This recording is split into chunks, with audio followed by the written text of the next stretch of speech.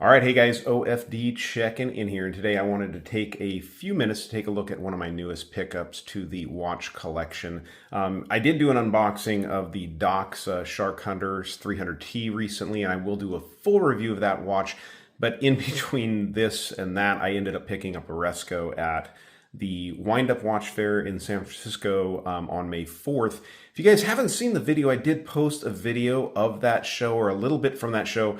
To be honest with you, I shot probably 2 hours of video, and even to make a 20-minute video took a lot of editing and just trying to figure out what would be good to show. So if you want to get an idea of what a watch windup or a worn and wound windup event looks like a little bit, go ahead and check out my last video. I'll leave the link to that down in the bottom. But at that show, Resco was there. I got to meet Ari Smith at the show and Kevin the watchmaker. Really cool. There's a little bit of a snippet of that in the purchase of this watch in that video, so if you want to see that. But Resco has been a brand that I've wanted to add to the collection for quite a while. If you know the brand, they were created by a Navy SEAL back in 2009. The company was founded. Ari Smith was a fan of watches before that, so he'd been kind of thinking about putting together a watch company, but having a job as downrange as a Navy SEAL, it's not super easy to do. So in 2009, he was able to found the company, and they are doing around 1,000 watches, maybe no more than 3,000 watches per year. So they're a small batch watch company,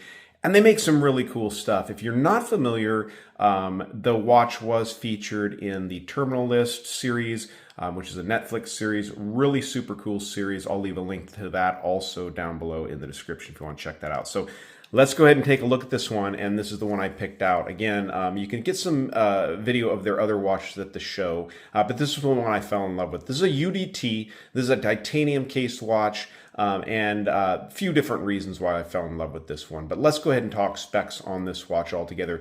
You have a case that measures at 42 if you go from about the 2 o'clock down here to the 8 o'clock position. It does have a big crown guard section here. So it's right around 42 and a half, 43 millimeters, give or take. Just under 50 millimeters at 49.6 lug to lug.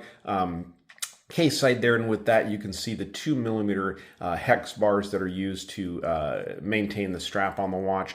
13.2 millimeters of thickness, so not a very thick watch, and you have 20 millimeter lug openings on this watch. Again, as you guys can see, one of the things I really liked about this is this isn't considered an FXD style, but when you screw in those bars there, it's going to be really tough to lose this watch compared to spring bars or anything like that.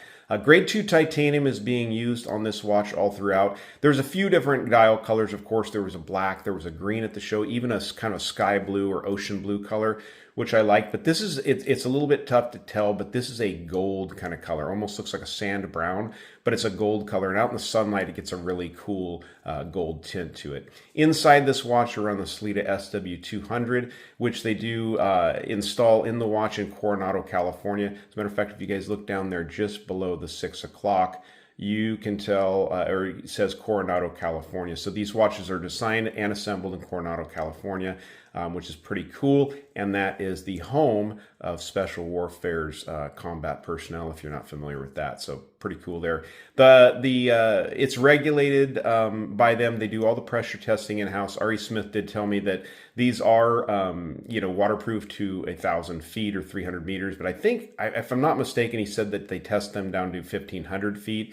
They've tested them so far that they squash the case back on the titanium case, but it does not let water into the watch. So that's pretty cool. 120 click bezel. I'll go ahead and be quiet for a second so you guys can hear that.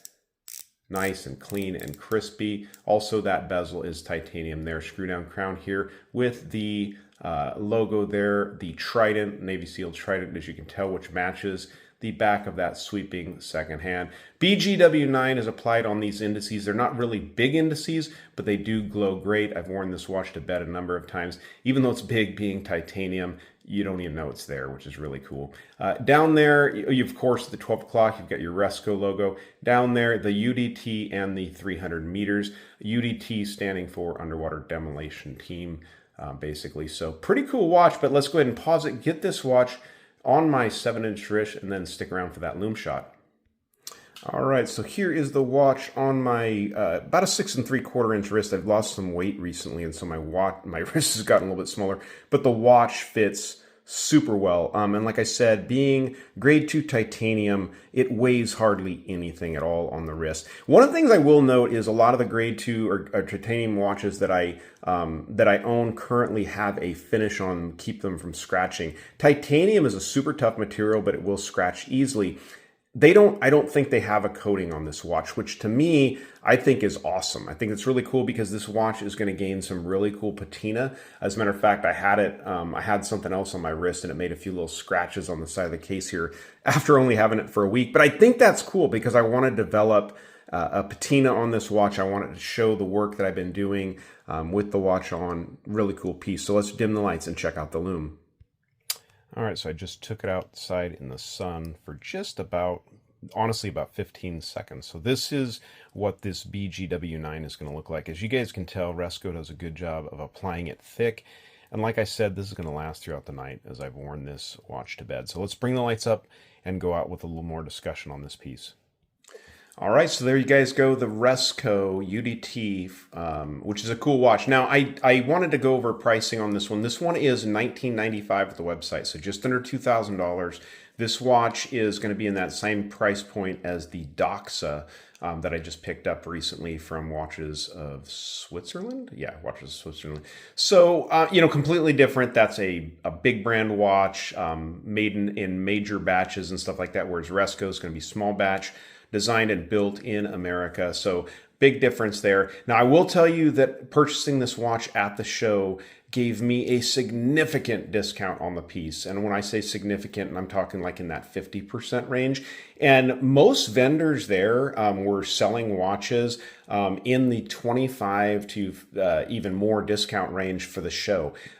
Pretty cool when you go to a show, wait till that last day. Wait till those last few hours at the show because it's kind of like buying a car on the last day of the month or the last day of the quarter on the last day of the month.